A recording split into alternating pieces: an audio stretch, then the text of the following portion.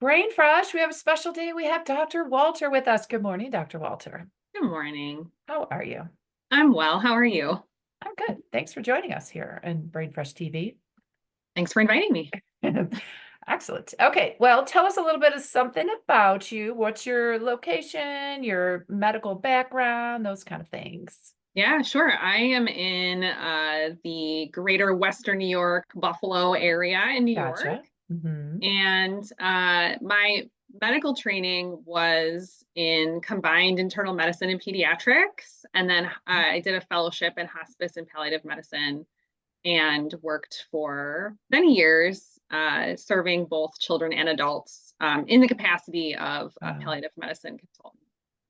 God bless you for that work. I just met someone at one of our I'm in Ohio State Medical Association meetings, and he was a pediatric palliative care, which I never really think about. Like, I don't think about that special, thank goodness, specialty. So I was like, wow. But he had so much to add to the conversation about, policy in the state, as far as gun violence and safety for kids and I mean, he just had so much to add, like a perception or that I don't know, it's just new to me. So thank you for your work. That's really impactful work. I appreciate that. Okay. And family wise, any family information you want to share? Yeah, absolutely. Because my number one job is being a mom. Ah, So me too. I have Yeah. twins who are 9 years old, a boy and a girl. Oh, oh, boy and a girl. Love Yeah. it. Did they start school? No, New Oh, York, I am finding is very different than the rest of the country. So they don't go back to school until after Labor Day. gotcha. Okay. They get extended summer because you're near the lake, so they have a lot of lake time. Maybe. We're not re- maybe we're not really lake people, but we go to the Yeah. pool. So Yeah, the pool. It counts.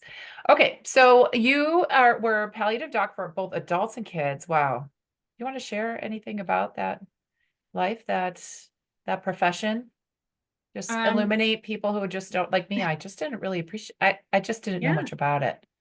yeah. I think it was interesting when I was going through residency, and I can think of a few patients in particular that really stand out. And as a resident, I was kind of like, wait a minute, what are we doing? Like, for example, there was an elderly gentleman that was admitted and he had some cardiac complications. I don't remember the specifics, but I remember walking in on my cardiology elective and talking to him and walking away feeling like I don't think he understood anything that we just told him. Even, not to Mhm. say anything about the Mhm. cardiologist, but, people get overwhelmed by all the Mhm. information and he had a lot Mhm. going on.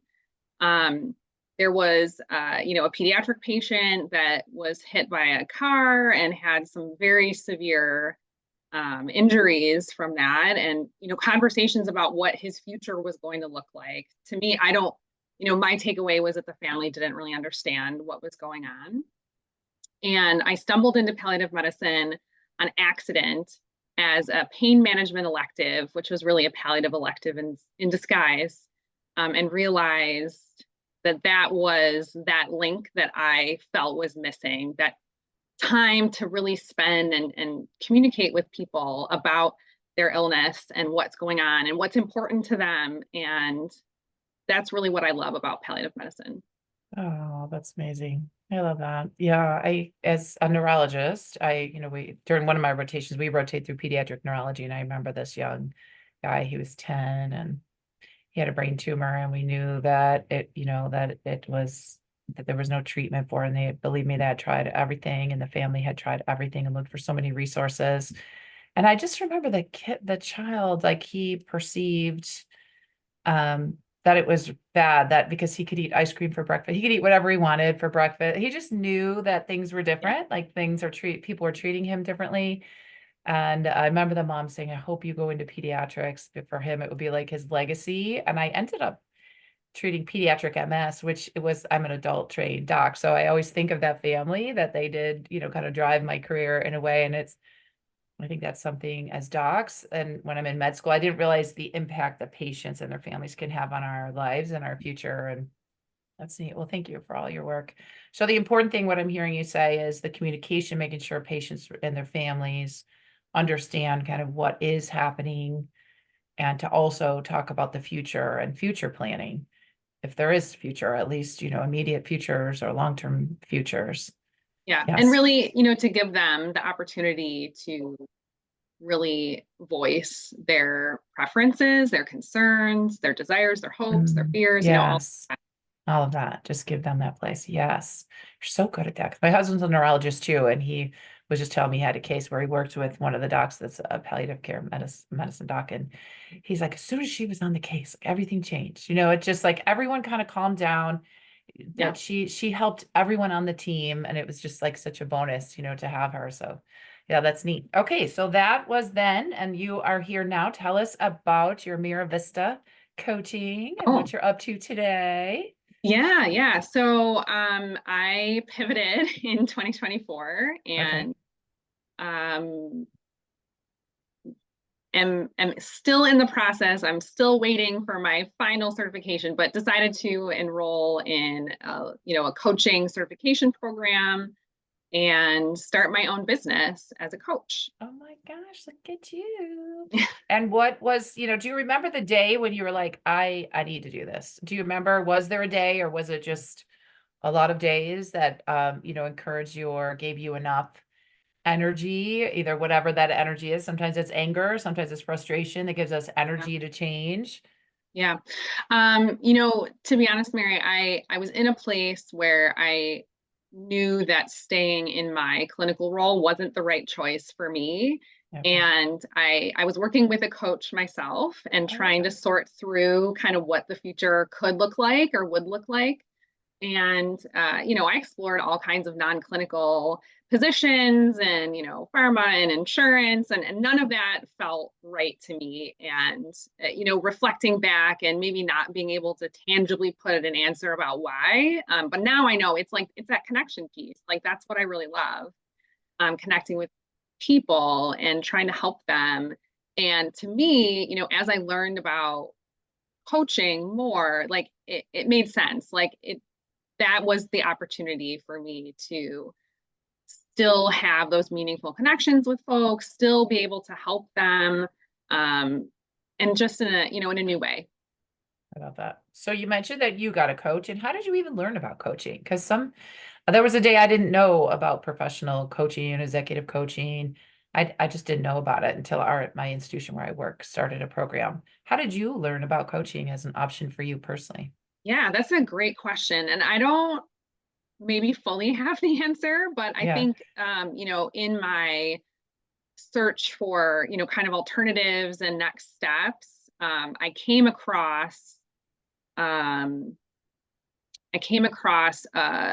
physician turned coach whose, sort of niche and specialty is helping physicians kind of figure out job transitions and non-clinical careers. Mm-hmm.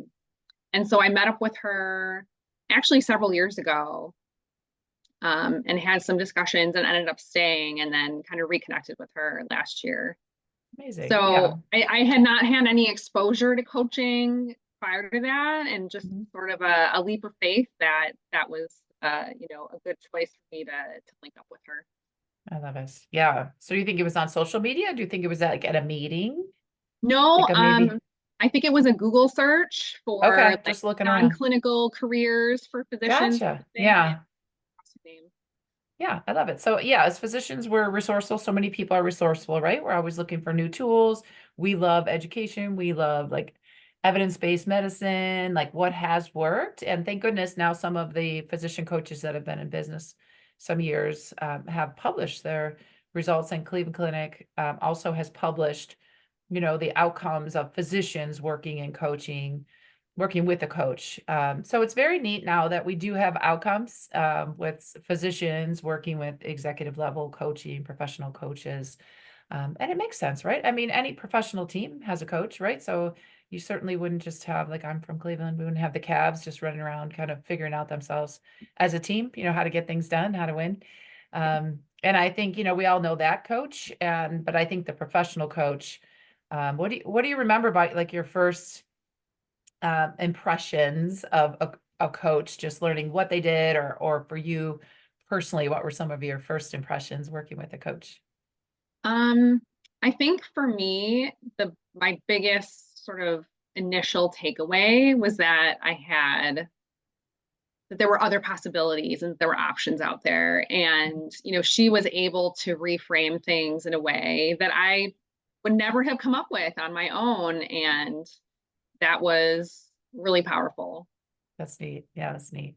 I remember in my first coach training, because subsequently now I'm a Hello Seven trained coach. So I like to coach women business on thinking about a business and building a business.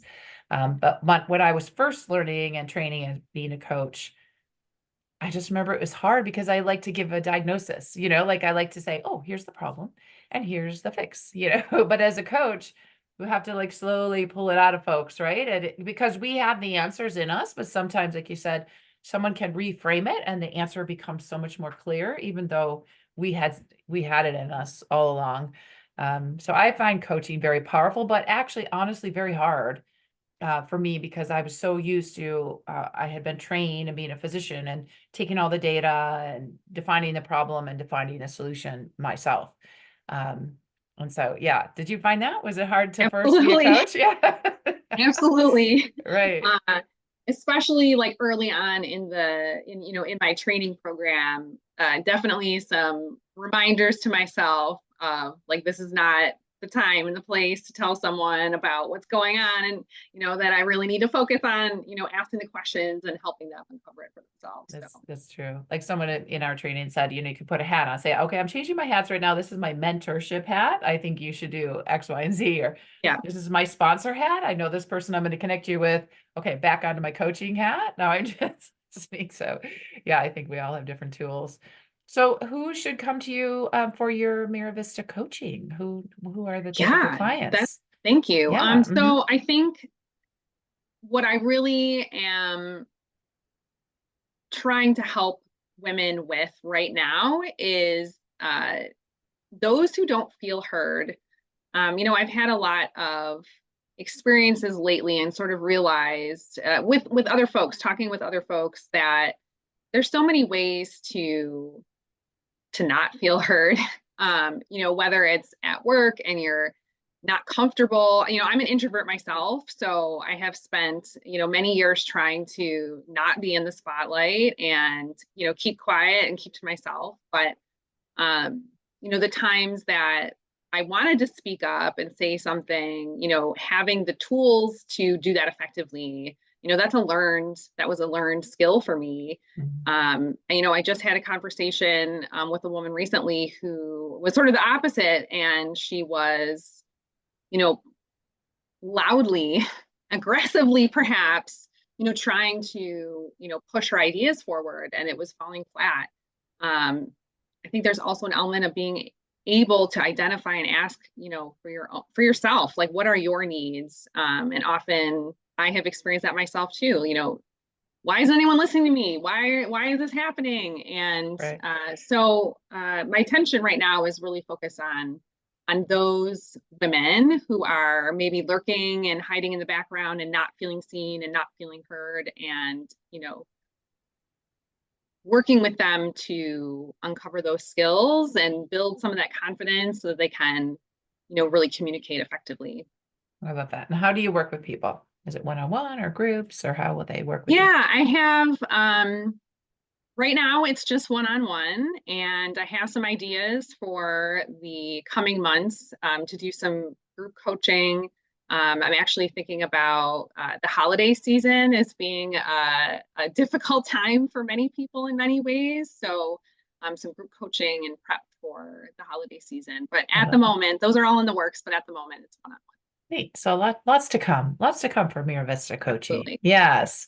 Well, thank you. Any parting words for our folks out there that are not feeling heard or seen? Any next steps you suggest for them, or words of Yeah, encouragement? I think that, whether it's myself or you or whoever, finding support, finding those people that are going to help you, who are going to listen to you and who are going to support you through becoming the person that you want to be, however that is, but find those people. Hmm. So important to have a team, isn't it? It is. Yeah, yeah, absolutely. I like to call it a growth team. I saw that, I think in that book, Design Your Work Life, like build your own growth team. I think Yeah. that's neat, but kind of keep it small was a suggestion, but I think that makes sense, like less, 5 people or less that really know you and will, keep you accountable, um, and support you, but yet like keep you honest. You said you're going to do X, Y, or Z, and I'm here to support Yeah. you and be Accountability with is you. Yeah, so important. be with you on this journey because it is a journey, right? It's a long journey, and I love that. Well, I'm so glad you're supporting people that are feeling that because I feel unfortunately that's probably a common feeling with the gender inequities that's in the workplace. So thank you for your work and thank you for sharing your time. I Of course. appreciate Thanks so you. much again for having me, Mary. I really appreciate it. Absolutely. Yeah. Stay well.